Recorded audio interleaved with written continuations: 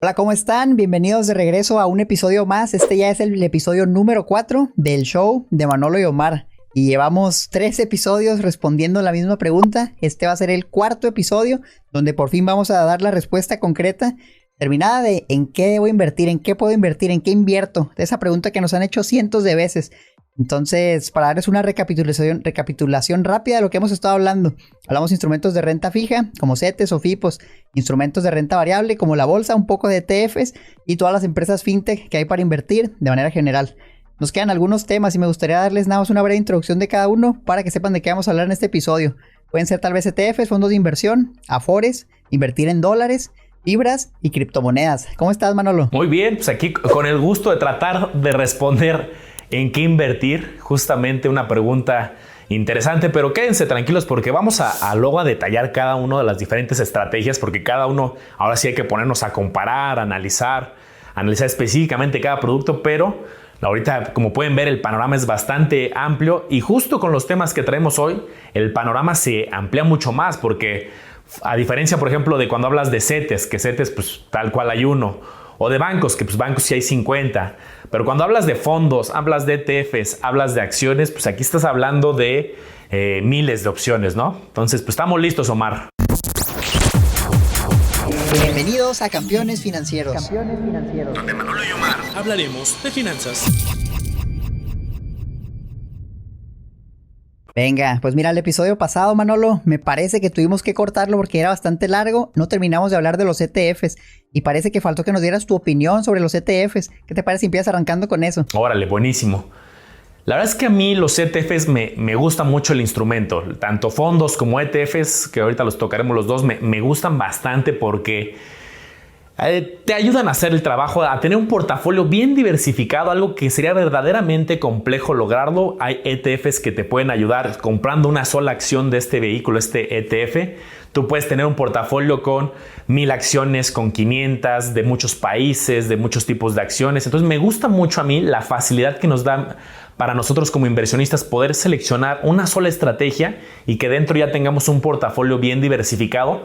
Que eso no exenta que tú por tu cuenta investigues. Si tú quieres comprar algunas acciones o algunos instrumentos por separado, está muy bien. Pero al final, tener un portafolio diversificado es algo verdaderamente retador. Entonces, si alguien no lo puede hacer el trabajo. 2, desde un bajo costo. Los ETFs suelen tener un costo bajo es un costo en porcentaje normalmente. Pero hay ETFs que cuesta 0.10%, 0.15, 0.20%. Entonces, ¿eso qué quiere decir? Si al final tu ETF tiene un rendimiento del 10%, en términos antes de comisiones, pues le restamos ese 0.10 y tendrás 9.90, ¿no? Entonces, se me hace una manera para empezar, sí, aunque sigue siendo retador porque pues, tienes tú que analizar el portafolio, ¿no?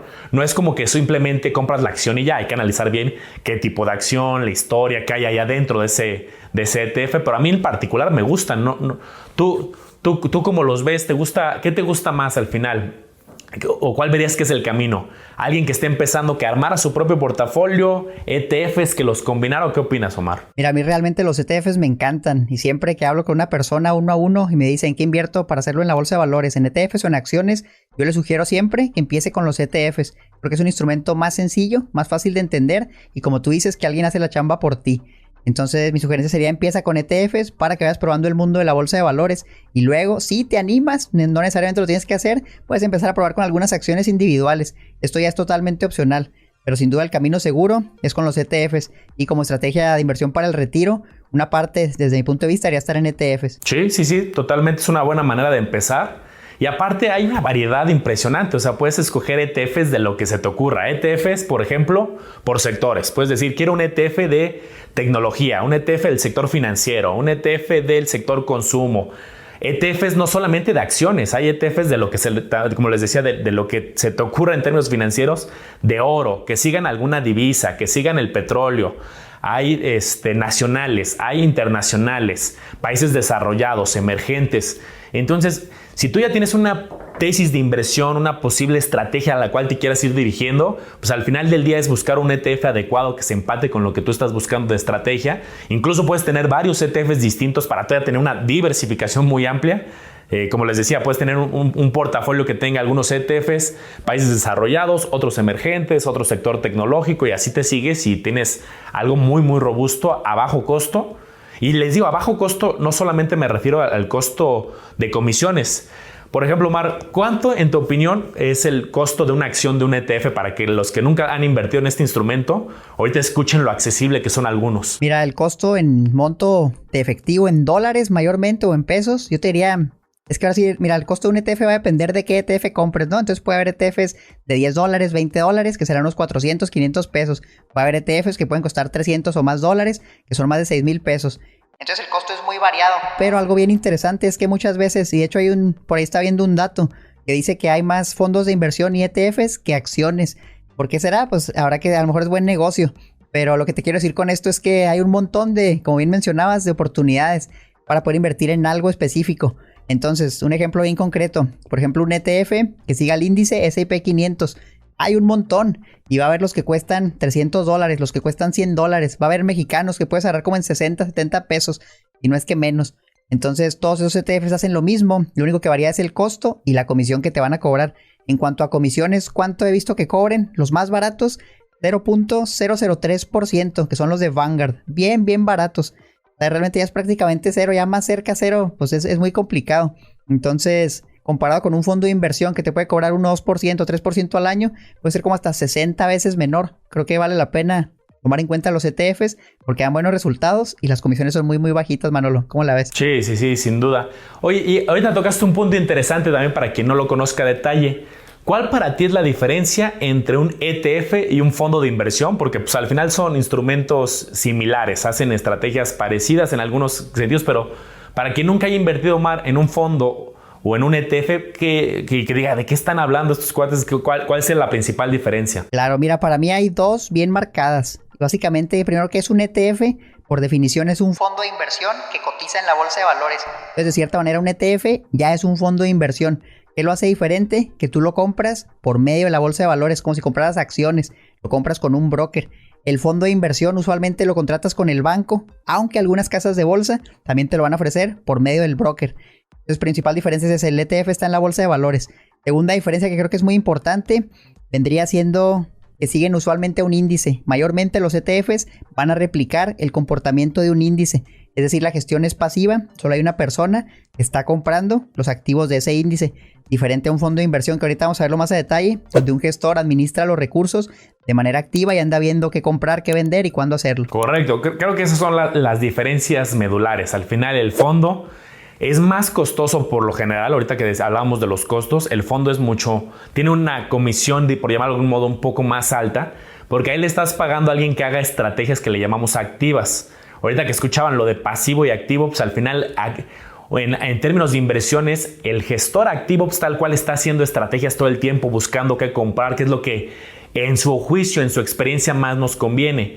Mientras que los pasivos, tal cual como el ETF, es replicar algo que ya está hecho. Un famoso índice que luego vamos a tener nuestro episodio de índice seguramente, donde vamos a ver, pues ahorita tocabas uno muy famoso, el S&P 500, en México está el IPC, pero hay muchos índices en el mundo, cada país tiene varios índices y es interesante este ejercicio de cómo van a buscar replicar el ETF a algún índice, como las 500 empresas más grandotas, las 35 más grandotas de México. Y ahí nadie se pone estratega ni creativo. Ahí es tal cual pasivamente replicar esas mismas 35. No pueden escoger una menos, una más. Y por eso es que es muy barato invertir en ETFs. Así es, Manolo. Y quizás ahorita las personas que nos escuchan dicen, oye, pues fondo de inversión que cotiza en la bolsa. Fondo de inversión, ¿qué es eso? ¿Qué te parece si nos vamos todavía más para atrás y empezamos hablando sobre qué es un fondo de inversión para que tal vez los que nos escuchen puedan tener un mejor panorama de lo que estamos hablando? Me parece. Pues un fondo, para ponerlo en términos sencillos, es... Tú probablemente ya tengas alguna estrategia o al menos ya tienes algún conocimiento de tus metas financieras y de qué quieres invertir. Quiero invertir, por ejemplo, para dentro de 5 años pagarme algo en específico, no dar algún enganche, una maestría o la meta que tengas. Tú ya tienes a lo mejor un perfil muy específico de que no quieres correr demasiados riesgos, te gustan las cosas estables. Entonces vas a un banco, vas a alguna casa de bolsa, vas con un asesor y le transmites justamente estas inquietudes, que quieres invertir para dentro de 5 años, que quieres algo conservador, que no necesitas retirar tu dinero hasta dentro de 5 años. Ya le empiezas a dar ciertas características. Y entonces ellos tienen un anaquel normalmente de muchos fondos, unos fondos muy arriesgados, unos muy conservadores, unos para dentro de unos meses, unos para dentro de muchos años. Y te pueden decir, mira, dado tus características que me estás contando, tenemos un fondo que se puede empatar porque es un fondo que es de mediano plazo, que de 5 a 7 años da resultados. Es un fondo que es bastante estable. Empiezan a empatar características. Tú te vas a volver accionista del fondo. No tiene nada que ver con acciones de la bolsa todavía. Estoy hablando de ser accionista de un fondo. ¿Eso qué quiere decir? Que tú puedes invertir desde ahí pequeñas cantidades, 100 pesos, 1000 pesos, dependiendo de las reglas del fondo. Y así como tú, hay miles de inversionistas que tienen metas y características similares. Todos meten sus cantidades relativamente proporcionales, uno 1000 pesos, uno 10,000, uno 1,000,000. Se junta una gran bolsa, con eso se juntan 100 millones, 500 millones. Y una persona, un equipo, va a estar administrando todo ese recurso, lo va a estar administrando con reglas que están claras, reglas que están definidas. Justo como les decía, que se empate con tus necesidades. Las reglas es un documento que es un documento larguísimo de 15 hasta 20 hojas donde van a detallar, que se llama el prospecto de información, en qué va a invertir, en qué no, en qué proporciones. Todas las reglas del juego van a estar por escrito y entonces vas a delegar justamente que un profesional administre el dinero de todas estas personas y es un tema muy regulado porque los fondos los venden o los bancos o las casas de bolsa. Hay regulación, hay una ley que se llama Ley de Fondos de Inversión, pero al final del día es la manera de acceder a un portafolio sofisticado, que lo administren por ti, tú comprando acciones de ese fondo y las acciones ahí de ese fondo puedes comprar literal desde, hay unos que no tienen mínimo, otros desde 100 pesos, 1000 pesos. Hay mínimos muy accesibles en los fondos. Así es, Manolo, y lo dijiste ahora sí que excelente. Me quedó bien claro qué es un fondo de inversión. Entonces ahora yo te quisiera preguntar, ¿qué compro? ¿Compro un fondo de inversión? ¿Compro un ETF? ¿Compro los dos? ¿Qué es mejor? Pues mira, aquí yo te puedo compartir mi opinión. Yo a lo largo de la historia he tenido de los dos. O sea, no me he sesgado a alguno. Si tuviera que escoger solamente uno, a cuál me gusta a mí más en particular, yo te diría que me gustan los ETFs en lo personal, ¿no? Porque son más baratos, porque hay muchas estrategias a escoger. Pero al final, si tú escoges un fondo de inversión, que tengas un buen administrador, porque pues, te van a cobrar un poco más. O sea, vas a ver las comisiones de los fondos y de repente dices, oye, aquí me están cobrando un 1%, un 2%, o sea, sí puede ser más alto. Pero si tienes un administrador que ha tenido un récord muy bueno, que ese fondo ya viste la historia, aunque la historia nunca garantiza el futuro, rendimientos pasados no garantizan futuros, pero ves que este fondo ha tenido un desempeño muy bueno, que la estrategia te gusta y que a lo mejor te hace sentido, pues puedes tener ese fondo y no pasa nada. Al final, pues yo como me encanta la diversificación, yo en personal he tenido momentos en que volteo y tengo varios fondos y tengo también varios ETFs. Claro. ¿Tú cuál escogerías? Sí, creo que la respuesta aquí también es depende y creo que no debemos estar cerrados a uno u otro, sino poder complementarlos. Como bien dices, puede haber gestores que pueden dar mejores resultados que un ETF. Si te quieres ir a la gestión pasiva con un resultado promedio que es bueno, yo me iría por los ETFs, pero si quieres a lo mejor arriesgarte, irte por algo de renta variable, que puede que te dé más dinero, un buen fondo de inversión lo puede lograr, sin duda. Entonces, muy probablemente invirtamos, a lo mejor sin saberlo, en los dos. Por ejemplo, cuando tienes una cuenta en un broker, usualmente por ley, el dinero que transfieres tiene que estar invertido en un fondo que invierte en deuda. Entonces, ahí es un fondo de inversión, es gestión activa. Y luego a lo mejor inviertes en ETFs y ya tienes los ETFs, entonces tienen los dos aunque no te des cuenta. No es uno que sea mejor que otro, yo te diría, compleméntalos, pruébalos y usa el que más te vaya gustando. Ahorita tocaste un buen punto. Por ejemplo, mucha gente que usa la plataforma de CETES directo para comprar directamente los CETES o los UDIBonos, de repente me dice, y seguramente a ti también, oye, es que no sé qué hicieron que me invirtieron en Bondía. Pues Bondía es un fondo de inversión de deuda, es decir, un fondo muy seguro en lo que se invierte en los CETES. Algunas plataformas fintech incluso ya también están usando algún fondo en lo que se llega a fondear el proyecto. Las Afores de forma indirecta también son aunque ahí están las famosas CIEFORES, hay otros términos, al final del día también es un fondo porque alguien le estás delegando que alguien administre tu dinero, ¿no? Entonces, tocaste un punto importantísimo. Probablemente tengamos fondos y luego ni siquiera nos dábamos cuenta. ETF sí, ahí sí tienes tú que comprarlo porque un ETF es un instrumento, ya tienes que tener tu contrato en casa de bolsa, tienes tú que girar la instrucción. Entonces, ETF sí es un tema que no es tan sencillo que alguien tenga hasta que ya se empiece a empapar en el mundo de bolsa, casas de bolsa y ETFs, ¿no? Y Manolo, y esa es una duda bien común, así como tú dices, en CETES está Bondia, en GBM creo que se llama GBMF algo, no me acuerdo de su número, pero también en cualquier lugar donde inviertan va a haber un fondo así, en Cuspi también hay uno con otro nombre, entonces no se asusten, ese fondo rápidamente ¿qué es? Nada más es un fondo que invierte en deuda, tu dinero lo mueve a deuda con liquidez diaria, entonces básicamente en la casa de bolsa es como si tuvieras efectivo, tú lo que está en ese fondo lo puedes retirar o lo puedes invertir. Pero en vez de tenerlo ahí parado como en un banco, te está generando poquito rendimiento. Perdí, a lo mejor te puede dar para la inflación, a veces puede que no, pero te está dando algo. Entonces, ahorita bueno, lo mencionas algo bien importante también, las Afores. ¿Qué es la Afore? Básicamente es un fondo de inversión para el retiro. Entonces quisiera ahora que nos compartieras tu opinión sobre las Afores. ¿Las recomiendas? ¿No? ¿Qué son? ¿Cómo funcionan, Manolo? Perfecto. Estos temas dan para hablar. Vamos a tener capítulos de cada uno, pero ahorita... Así de rápido, ¿cuál es mi opinión de las Afores? Pues mira, al final millones de mexicanos tienen su Afore, ¿no? Si alguna vez o trabajas actualmente o alguna vez trabajaste de manera formal afiliado al IMSS o al ISSSTE, pues vas a tener una de las 10 administradoras. Hay 10 Afores en el país. Antes había más, por eso luego de repente salen hasta nombres de algunas Afores que ya no existen porque han habido fusiones, han habido cambios, pero ahorita ya lleva buen rato que son 10. Entonces...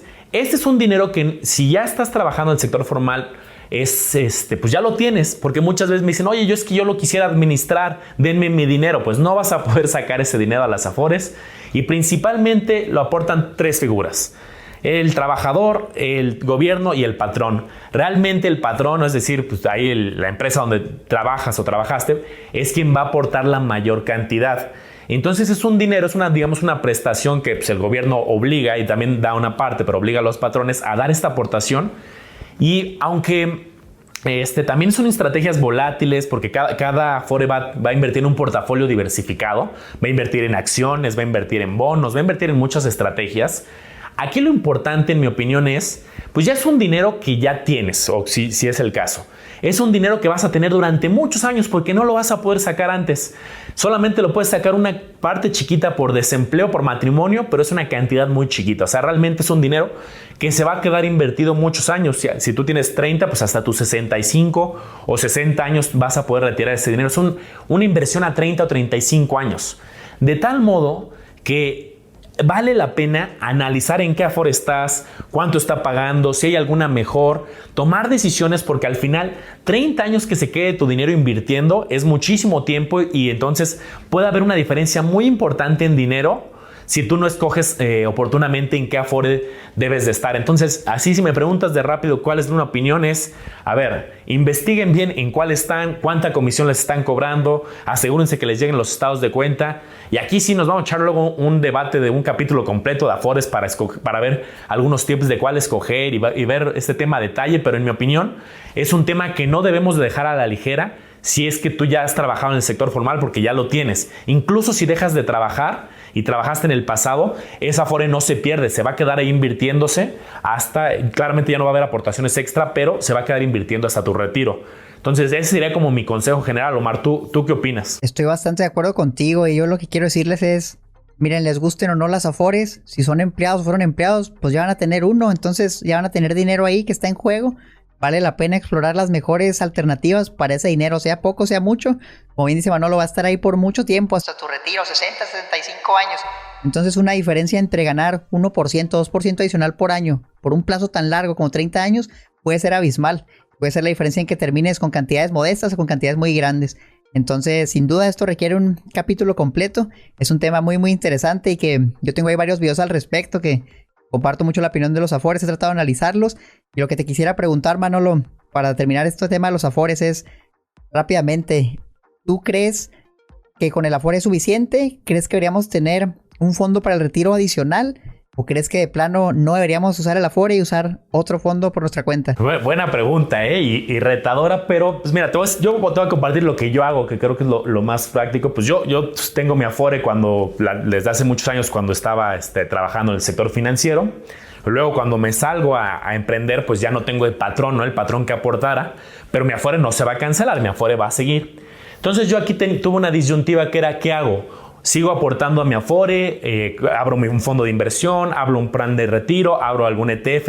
Pues al final, como a mí me encanta este tema, y pues ¿qué hice? Pues comparé cuál es el rendimiento histórico de las Afores y lo empecé a comparar con otras estrategias como los fondos, como los ETFs y como los planes de retiro. Luego nos vamos a armar un capítulo que creo que vale muchísimo la pena también hablar de estrategias de retiro, porque tiene una gran ventaja tanto las Afores, pero también existen los famosos PPR, los planes de retiro, que tienen una ventaja, que tienen un incentivo fiscal. Así como cuando hablamos de las SOFIPOS, que tienen una parte exenta, por ejemplo, hay bien poquitas inversiones que tienen un beneficio fiscal, es decir, que Hacienda te da un tratamiento especial.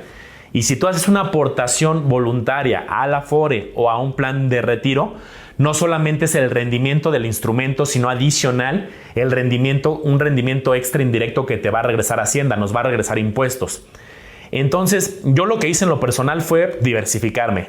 Mi Afore, la verdad es que ahorita no le estoy dando aportaciones adicionales, pero abrí un plan de retiro, un plan personal de retiro para tener el beneficio fiscal, y aparte estoy invirtiendo también con visión de largo plazo en ETFs y en otras cosas. Entonces fue como armarme mi propia estrategia por fuera, pero también es válido quien da aportaciones extra a su Afore, también le regresan impuestos. Entonces tienes ahí como que tienes que analizar un costo-beneficio. Ese sería como mi análisis de comparemos lo que hay fuera, comparemos la Afore, comparemos las que tienen beneficio fiscal y no, que aquí luego haremos nuestro capítulo especial de estrategias de beneficio fiscal.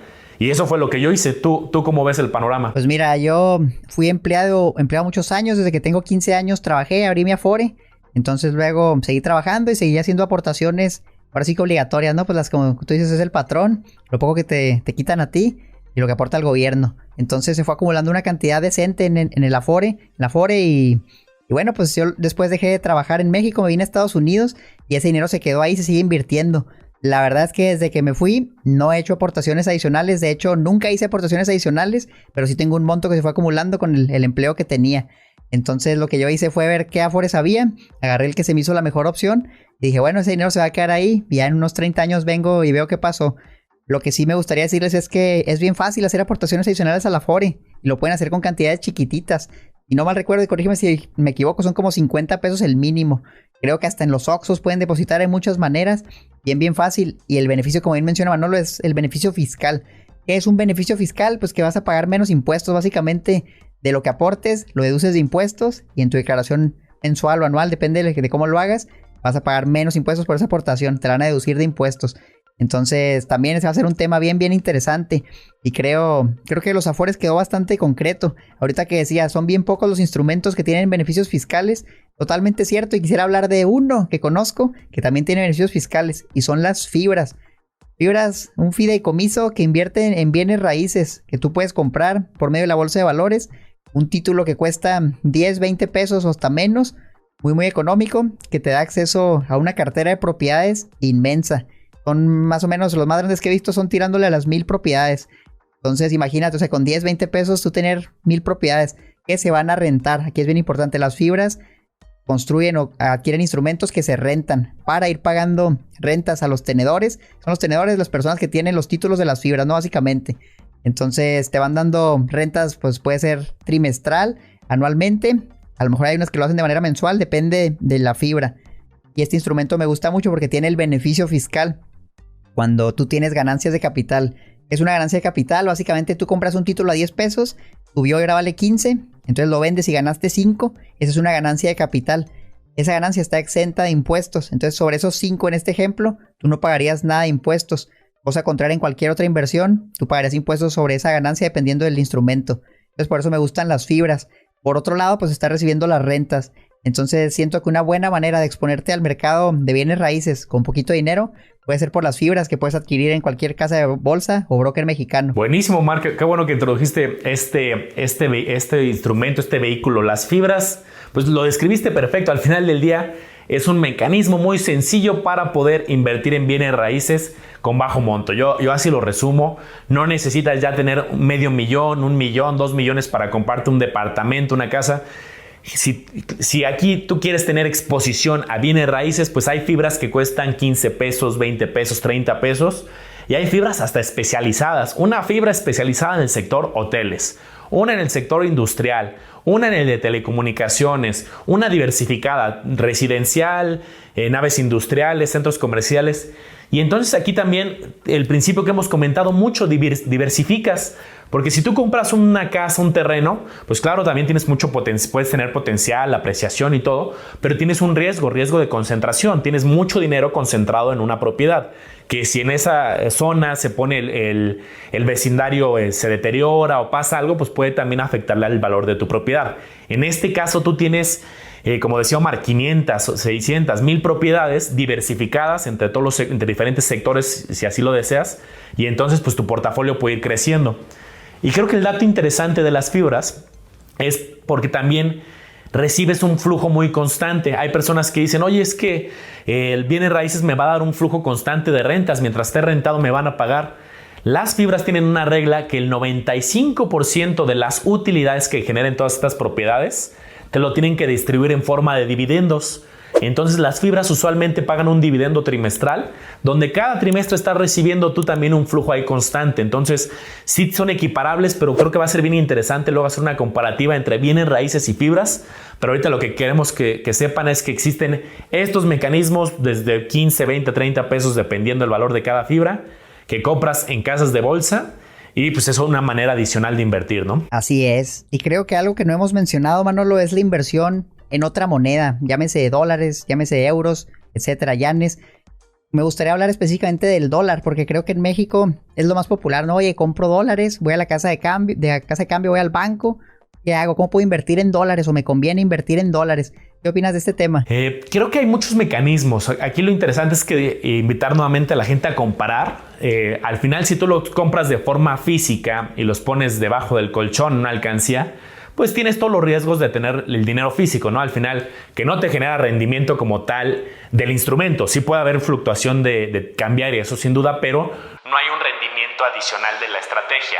2, pues la parte de la seguridad, ¿no? 3, pues dónde vas a almacenar ya cantidades interesantes de dólares, ¿no? En tu casa. Entonces, yo en lo particular creo que podemos buscar algún instrumento que te ayude a tener exposición a dólares, y hay varias estrategias posibles para tú tener esa, no solamente la exposición cambiaria, sino además tratar de tener un rendimiento, tener doble fuente de ganancia por el instrumento en dólares, más por la parte cambiaria, si es que tu visión es que se va a fortalecer el dólar, ¿no?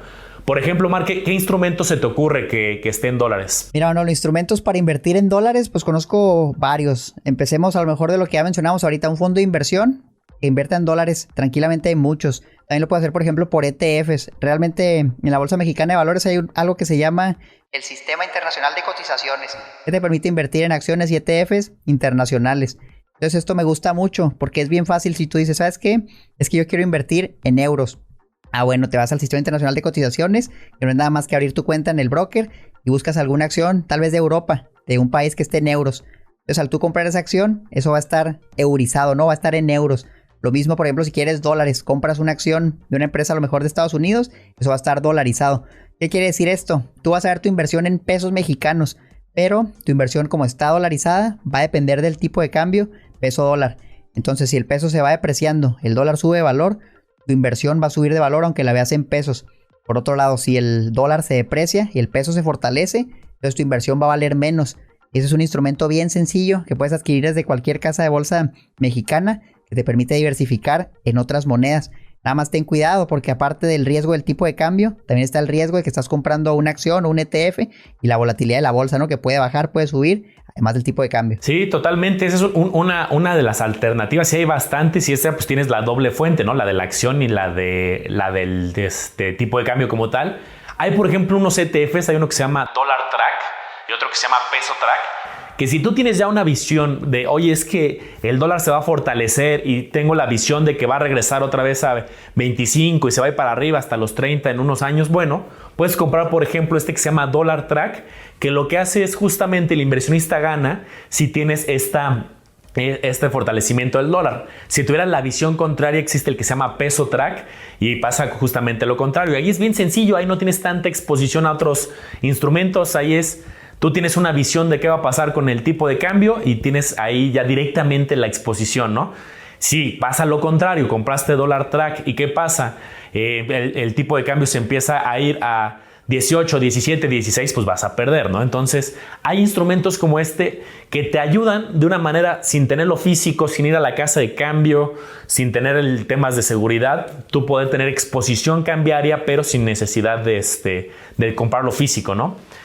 Y pues que en general pues hay varias estrategias. Al final hay algunos planes de retiro en dólares. Estaría comprar un fondo de inversión, como ya decía Omar, que también tenga exposición a dólares. Creo que hay muchas estrategias que podemos ir analizando en otros capítulos y al final pues comparar, ¿no? ¿Cuáles son las ventajas y desventajas de tenerlo físico comparado con tenerlo de algún mecanismo bursátil, ¿no? Así es. También hay, por ejemplo, un token que es como tipo criptomoneda. Se llama TrueUSD, que te permite, es un token que sigue al precio del dólar. Entonces lo puedes comprar en una plataforma como Bitso, que es un exchange de criptomonedas, y ahí tienes también ese tipo de exposición. Es un mercado que está abierto 24/7. Es una alternativa más como muchas de las que ya mencionó Manolo. Entonces ahora yo te quisiera preguntar, mira, la realidad históricamente, el dólar siempre ha subido. Yo recuerdo, no sé, hace unos 5 o 6 años, cuando el dólar valía 12, 13 pesos. Y luego subió mucho, llegó hasta los 25 hace poco y luego empezó a bajar. Y ahorita ya le está tirando a los 21. Casi a los niveles de antes de la pandemia, si no es que ya llegó a los niveles de antes de la pandemia. Entonces yo te preguntaría, Manolo, con base a todo el conocimiento y experiencia que tienes, ¿qué crees que va a pasar con el dólar? ¿Va a subir o va a bajar en los siguientes 3 años, digamos? Pues mira, yo lo que creo es que es bien difícil hacer predicciones de largo plazo. Si tú te das cuenta, muchos analistas que hacen, te dan la visión de en cuánto va a estar el tipo de cambio y te lo dan en horizontes de un año. Te dicen, pues yo creo que de aquí a fin de año va a estar en 22. O digo, creo que de aquí a fin de año va a estar en 18, ¿no? Te dan cada analista su visión de corto plazo. Pero es bien difícil encontrar, me refiero a páginas de análisis, me refiero a fuentes de información robustas de financieras que hagan un diagnóstico a 5 años, a 10 años, a 3 años, porque al final hay muchas variables que mueven el tipo de cambio. No es un tema que puede ser un tema político, hasta un tuit del presidente de Estados Unidos de repente mueve el tipo de cambio, un tema de comercio, un tema de aranceles. Luego ni siquiera son temas exclusivos de México, en este caso México-Estados Unidos. Por ejemplo, cuando había una guerra comercial entre Estados Unidos y China hace unos meses, que se intensificó ya hace unos meses, hace tiempo atrás, pues hubo volatilidad en muchas monedas. Entonces al final es un conjunto de muchas variables que lo influyen. El mismo Banco de México puede tratar de salir a controlar y puede tratar de hacer subastas en dólares. Entonces hay tantas variables que juegan unas a favor, otras en contra, se mueve por la oferta y la demanda internacional, que es difícil hacer una predicción a 3 años y que alguien tenga certeza, ¿no? Yo te puedo decir, no, pues yo creo que va a seguir la tendencia histórica y pues puede que haya se vaya a 23, 24, pero a lo mejor revisamos este mismo podcast en 3 años y va a decir, Manolo, pues estabas equivocado, sigue en 19, ¿no? O a lo mejor Manolo no tenías idea y se fue a 30 porque pasó otra crisis, ¿no? Por ejemplo, lo que se fue ahorita a 25 nadie lo veía, ¿no? Fue un tema coyuntural y fue un tema de nerviosismo mundial que causó esto, ¿no? Muchas veces pasa lo siguiente. En época de cuando hay una crisis o hay un tema de nerviosismo en términos mundiales, en términos internacionales, se busca un cierto refugio. Muchos inversionistas a nivel mundial buscan irse a invertir a un país que sea relativamente más seguro, llámese Alemania, llámese Estados Unidos. Y dado que Estados Unidos pues, sigue siendo pues, un país potencia desarrollado, muchos inversionistas se cambian a inversiones de bonos del tesoro, a las inversiones de Estados Unidos. Aumenta mucho el flujo hacia allá y eso hace que se dispare el tipo de cambio. Entonces, yo creo que sí va a seguir una tendencia, puede haber una opinión personal, una tendencia al alza, con mucha volatilidad en el corto plazo, como esto que vivimos de repente a 25, de repente baja, vuelve a subir, pero creo que puede seguir existiendo esa tendencia de que con el tiempo siga subiendo, pero yo les diría, el hecho de que siga subiendo, pues muchos instrumentos tienen tendencias al alza, ¿no? El oro, las acciones, fondos de inversión, ETFs, entonces nuevamente es comparar. sí tiene una tendencia, antes estaba en 13 y ahora está en 25, pero si nos preguntamos lo mismo con una acción con el IPC o nos preguntamos lo mismo con el S&P, pues igual, hace 15 años era mucho más barato de lo de ahora, ¿no? Entonces, yo creo que vale la pena comparar, pero no me aventuraría a darte un valor exacto porque creo que difícilmente podremos encontrar un analista que le atine a 3 años. A un año todavía es un poquito más fácil, pero esa es mi visión. ¿Tú cuál sería tu visión de corto, mediano plazo? Híjole, Manolo, pues ahora sí que es como un volado, o sea, que lanzar una moneda y a ver, cae águila, cae sol, y ya esa sería mi visión, porque realmente yo creo que es imposible no saber qué va a pasar, ni siquiera en el corto plazo. Yo recuerdo, pues cuando el dólar estaba como en 18, había muchos analistas que pensaban, no, es que ahorita el peso se va a empezar a depreciar, o el peso se va a empezar a fortalecer. La realidad es que cada quien dice algo y de repente alguien le atina y ya sale en las noticias y lanza su siguiente proyecto, pero yo creo que es pura suerte. O sea, realmente yo tampoco puedo decir algo ahorita y probablemente va a ser mentira. Yo creo que a largo plazo el dólar va a seguir subiendo, esa es nada más mi opinión personal, pero créeme, pues no hay muchos fundamentos. O sea, realmente siempre ha subido, por eso creo que va a seguir subiendo. Creo que es muy, muy difícil dar un pronóstico acertado. Entonces, ahorita mencionabas un tema interesante y es el oro, y creo que eso es algo que también vamos a cubrir en otro episodio, ahora sí a detalle, inversiones a lo mejor en metales, ¿no? En materias primas, que puede ser un tema muy muy interesante que podemos mencionar, pero por ahorita ya llevamos como 38 minutos en este episodio, ya es un episodio largo, entonces me gustaría a lo mejor ir haciendo un cierre, porque, Manolo, ahora sí llevamos 4 episodios hablando de en qué invertir, ya habrán sido, ¿qué serán? 2-3 horas de contenido, bien valioso, pero muy, muy poco puntual, ¿no? Entonces ahora sí vamos a empezar a enfocarnos en instrumentos concretos, a lo mejor un episodio para cada uno, para que los vayan conociendo. Lo que yo quisiera que se quedaran las personas que nos escuchan es que hay un montón de alternativas y probablemente hay muchas más que todavía no hemos mencionado. No se asusten, simplemente sepan que los instrumentos están ahí y los pueden aprovechar si lo desean. Tampoco quiere decir que tienen que invertir en los 20-30 instrumentos que mencionamos.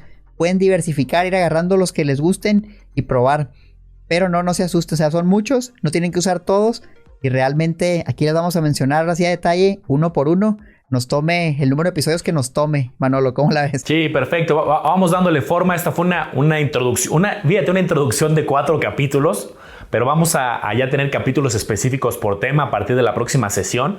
Uno exclusivo de oro, uno exclusivo de dólares, donde ya pongamos a competir a las diferentes instituciones, demos nuestras opiniones ya concretas con nombre y apellido de productos financieros y ya que cada quien tome sus decisiones.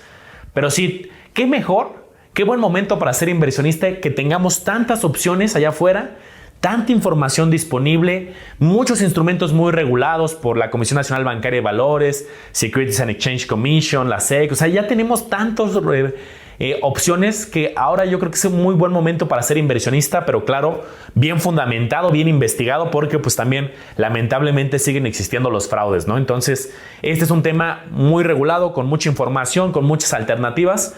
¿Qué está en nuestra cancha? Pues justamente investigar a detalle cada una de las opciones y tomar una decisión bien fundamentada. Ese sería como el consejo que yo les voy a pedir, que no se tomen a la ligera esta decisión del patrimonio. Ay, porque el amigo del amigo me invitó, porque vi solamente un anuncio en redes.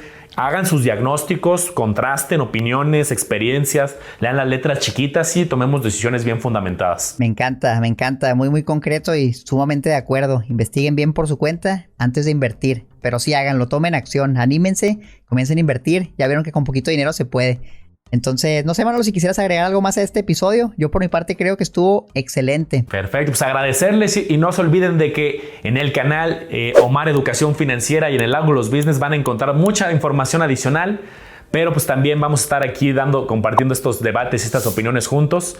Y también pues hay sorpresas que les iremos contando también de temas de canal, de más fuentes de información. Pero pues se las vamos a ir contando las próximas semanas. Va que va. Bueno, pues inversionistas, si nos están viendo en YouTube, déjenos un comentario. ¿Qué temas les gustaría que cubriéramos en el futuro? Denle like al video y suscríbanse al canal. Si nos están escuchando en un podcast, asegúrense de descargar todos los episodios y compartirlo con un amigo. Tienen muchas sorpresas, así que estén al pendiente. Cuídense mucho, que estén muy bien. Gracias, bye. Bye.